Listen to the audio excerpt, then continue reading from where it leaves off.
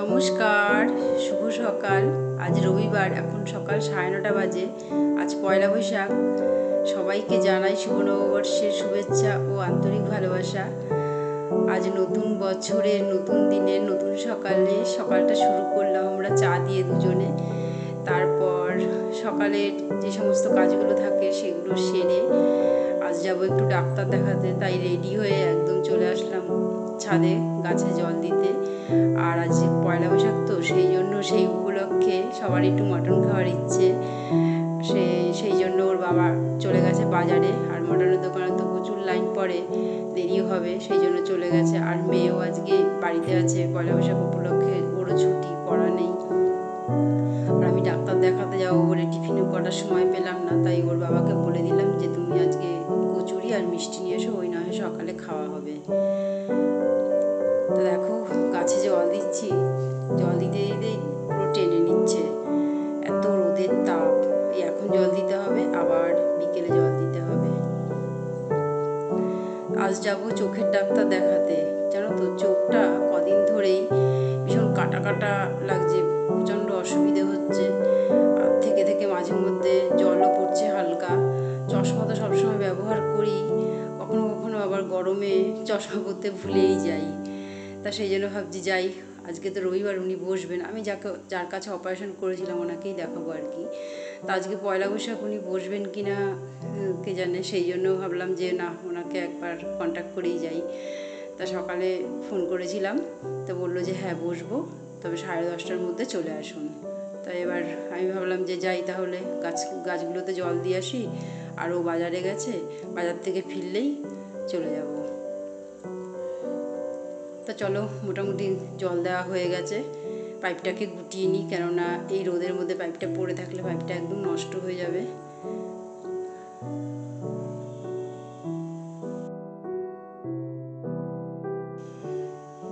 ওর আবার টিফিন খাওয়া হয়ে গেছে, এখন নিচে গিয়ে গাড়ির হর্ন বাজাচ্ছে, আমারই একটু দেরি হয়ে গেল।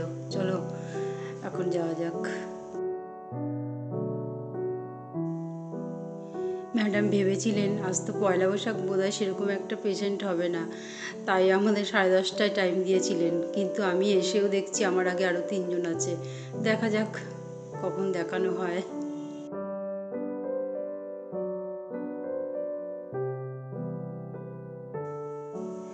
ম্যাডামকে দেখিয়ে প্রথমে অ্যাপোলোতে গিয়েছিলাম, উনি দুটো মেডিসিন লিখেছেন। আর এত ভিড়, সেই কারণে ওখানে আর না দাঁড়িয়ে এই মেড প্লাসে আসলাম ফাঁকা বলে, কিন্তু একটা মেডিসিন আছে আর একটা নেই। তা উনি বললেন যে ফোন নাম্বারটা দিয়ে যান, বিকেলে এসে নিয়ে যাবেন। এদিকে তো নিয়ে আসবে, গাড়ি তো এদিকে নিয়ে আসবে। আরে এদিক দিয়েই তো যাবে, ঘুরিয়ে নিয়ে আসো।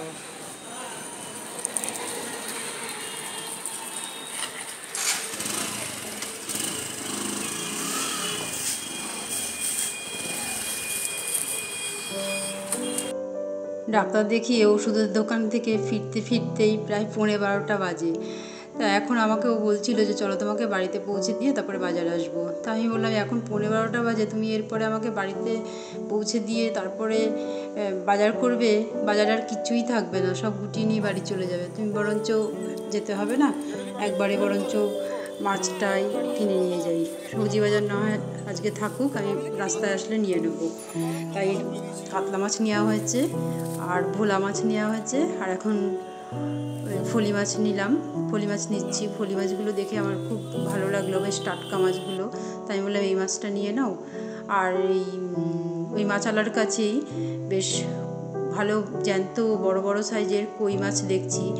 তা কই মাছগুলো দেখেও আমার খুব পছন্দ হলো। আর শোনো না, কই মাছ ভীষণ ভালোবাসে, তা পেয়েও গেলাম। তা আমি ওকে বললাম যে তাহলে কই মাছই নয়তো নিয়ে নাও। তা কই মাছ নেওয়া হচ্ছে। এবার কই মাছ তো আমি কাটতে পারি না, জ্যান্ত মাছ, ওইদিকে আমি একেবারে কাত। আমাকে এমনি ছোটো মাছ বড় মাছ দাও, যত খুশি দাও, আমি বসে কেটে দেবো ধৈর্য ধরে, কিন্তু জ্যান্ত মাছের ওই জায়গাটাই আমি বড় দুর্বল। তাই ওনাকে বললাম যদি কেটে দিন তাহলেই নেবো, নয়তো নেবো না। তা উনি প্রথমে রাজি হচ্ছিল না, যে নিয়ে যান, জলে জিয়ে রাখবেন, যেদিন রান্না করবেন সেদিন কাটবেন। আমি বলছি না, কালই রান্না করব, কিন্তু কাটতে পারবো না, যদি কেটে দিন তাহলে নেব। তা যাই হোক রাজি হলো, যে কেটে দিচ্ছে এখন।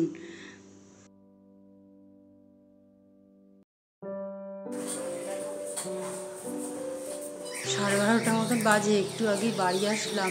কাজের পাহাড় জমে আছে, কোনটা যে আগে করব কোনটা যে পরে করব ঠিক বুঝে উঠতে পারছি না। এই চাটনি বসিয়ে দিলাম, চাটনিটা আগে আগে না করলে ঠান্ডা না হলে তো গরম চাটনি খেতেই পারবো না, মোটেও ভালো লাগবে না খেতে। তাই ঘরে ছোট ছোট আম ছিল, আগে কেটেই চাটনিটা বসিয়ে দিলাম। ভাতের জলও বসিয়ে দিয়েছি, আর চালটা এখন ধুয়ে নেবো। আর মাংসটা ভালো করে ধুয়ে আগেই রেখে দিয়েছিলাম, জল ঝরে গেছে। এখন লঙ্কার গুঁড়ো, একটু টক দই আর আদা রসুন বাটা দিয়ে ম্যারিনেট করে রাখলাম।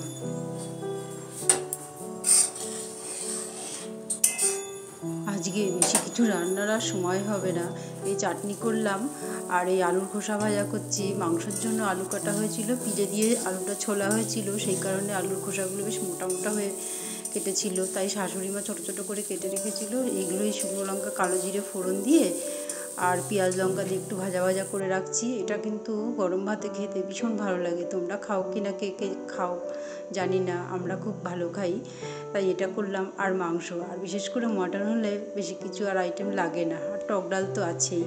এবার এই আলুগুলোকে হালকা করে ভাজা করে নেব।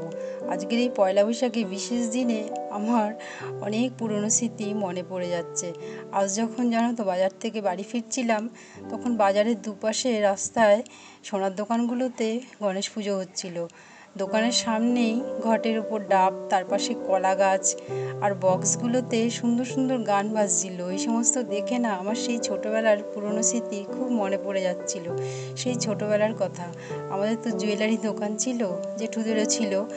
তা আমাদের দোকানে বিশ্বকর্মা পুজো, গণেশ পুজো হতো। আমি পুজোর সময় বাবার সাথে যেতাম সঙ্গে। আর বিশেষ করে আনন্দ হতো এই পয়লা বৈশাখে। এমনিতেই নতুন বছর, তারপর আবার নতুন জামা হতো। সকালে ঘুম থেকে উঠেই স্নান টান সেরে নতুন জামা পরে বাবার সাথে চলে যেতাম দোকানে। তো প্রথমে আমাদের দোকানে পুজো হতো, পুজো হওয়ার পর চলে যেতাম জেঠুর দোকানে। জেঠুর দোকানে পুজো শেষ করে তারপরে দুপুরে বাড়ি চলে আসতাম। সন্ধেবেলা যে হালখাতা হতো তখন আর যেতাম না, কেননা ছোট ছিলাম তো, তারপরে আমার মেয়ে মানুষ, বুঝতেই পারছো তখনকার দিনে। আর আমাদের দোকান না বাড়ির সামনে ছিল না, অনেকটা দূরেই, মানে বাড়ি থেকে তাও 2টো স্টেশন। ওই জন্য বাবাও আর নিত না, বাবারও ফিরতে ফিরতে অনেক রাত হতো। তা সন্ধ্যে থেকে না সেই অপেক্ষায় থাকতাম, বাবা কখন আসবে, বাবা কখন আসবে। হালখাতার মিষ্টি নিয়ে, ওই যে বাক্স খুললেই 5-6 রকমের মিষ্টি, এটা আমার কাছে ভীষণ একটা আকর্ষণীয় ব্যাপার। তা সেই অপেক্ষায় থেকে থেকে ঘুমিয়ে পড়তাম কখন বাবা আসতো অনেক রাতে মিষ্টি নিয়ে।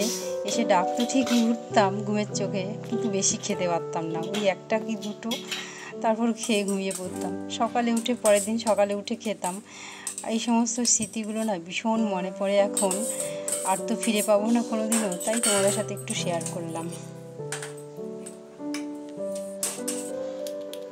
মাংসটাকে কষিয়ে একেবারে কুকারে বসিয়ে 4-5টা সিটি দিয়ে নিয়েছিলাম। তখন আর আলু দিয়েছিলাম না, কেননা আলু দিয়ে তখন যদি 4-5টা সিটি দিতাম তাহলে আর আলু খুঁজে পাওয়া যেত না।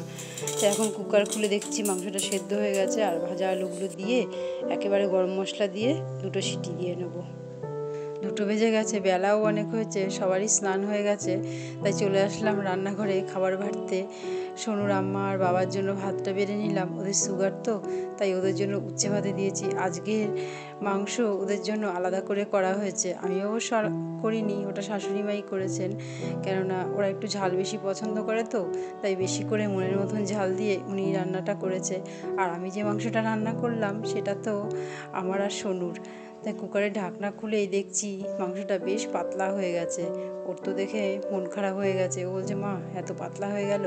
আসলে ও একটু কষা কষা কারি কারি পছন্দ করে তো, সেই জন্য আমি ওকে বুঝিয়ে বললাম এখনকার মতন খেয়ে নে, রাতে দেখবি ঝোল অনেক কমে যাবে। আসলে কুকারে মাংস করলে না ওই বাষ্পগুলো সব মাংসের মধ্যে এসে পড়ে, তাই ওরকম ঝোলটা পাতলা হয়ে যায়।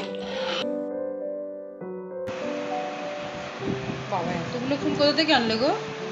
আনলাম মানে যে ওষুধের দোকানে গেলাম না, ওই পাশে ওই যে ফুলওয়ালি দিদি বসে, তো যেহেতু আমি মাঝে মধ্যে নিই ফুল, এইবার আমার দেখেই দাদা নিয়ে যাও সস্তায় দিচ্ছি, এই বলে মোটামুটি জোর করেই গোছানো, এক প্রকার জোর করেই গোছানো। পাতা বেশি ভরবে একটুখানি ফুলদানিতে।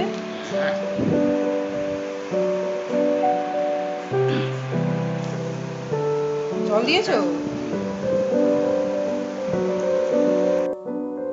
আজকের পয়লা বৈশাখের দিনটা ঘরে বসেই কাটিয়ে দিলাম। সত্যি ভালো লাগছিল না ঠিকই, একা একা ছিলাম। মেয়েও বেরিয়ে গেছে, ওর একটা বন্ধুর বাবা রেস্টুরেন্ট উদ্বোধন করছে, তা ওদের সবাইকে ইনভাইট করেছে, তাই ও চলে গেছে, বিকেলেই চলে গেছে নতুন জামা প্যান্ট পরে। আর ওর বাবা আমাকে বলছিল যাওয়ার জন্য, যে চল হালখাতা করতে হবে, করে তারপরে টুকটাক কিছু খেয়ে চলে আসবো। তা প্রত্যেক বছরই বেরোই, এই বছর না ওই যে সকালে তো দেখে আসলাম ডাক্তার, চোখে এত অস্বস্তি বোধ হচ্ছে, চোখটা সবসময় কাটা কাটা লাগে আর থেকে থেকে জল পড়ে, তো এই অবস্থায় না কোথাও যেতে ইচ্ছেও করে না। তো সেই জন্য আমি আর গেলাম না, আমি বললাম তুমি যাও ঘুরে এসো। ওই যে তাই ওষুধ নিয়ে এসছে, আর ওষুধের সাথে কিছু ফুলের স্টিকও এনেছে, আর দুটো দোকানে থেকে হালখাতা করে এসছে। আরও একটা জায়গায় হালখাতা করা বাকি ছিল, সেটা অবশ্য বেশ দূরে। ওই আমি যেখান থেকে 2 বছর আগে স্পাল জুয়েলার্সের থেকে পলা কিনেছিলাম সেখানে। গত বছরও গিয়েছিলাম, ফোন করেছিল, এবছরও ফোন করেছিল, তো এবছর তো যাওয়াই হলো না। তা আমি ওকে বলেছিলাম, ও যখন যায় আমি বলেছিলাম যে তাহলে তুমি একটু ঘুরে এসো, গয়না কিনি বা না কিনি সেটা তো পরের কথা, এখন সোনার দাম যেই জায়গায় পৌঁছেছে, তা আমাদের মতন মানুষদের সোনা কেনা তো সাধ্যের বাইরে। তো যাই হোক, ঘুরে আসলে হতো, কিন্তু ওই যে বেরোলাম না বলে আর যাওয়া হলো না। ভিডিওটি তাহলে আজ এই পর্যন্তই। সবাই সুস্থ থেকো, ভালো থেকো, শুভ নববর্ষের দিনগুলো সবারই ভালোভাবে কাটুক। ভিডিওটি তাহলে আজ এই পর্যন্তই, সবাই সুস্থ থেকো, ভালো থেকো। আমার ভিডিওটি ভালো লাগলে একটি লাইক করে দিও, কমেন্ট করো, আর আমার চ্যানেলে যদি নতুন বন্ধু হয়ে থাকো চ্যানেলটি সাবস্ক্রাইব করে পাশে থাকার অনুরোধ রইল।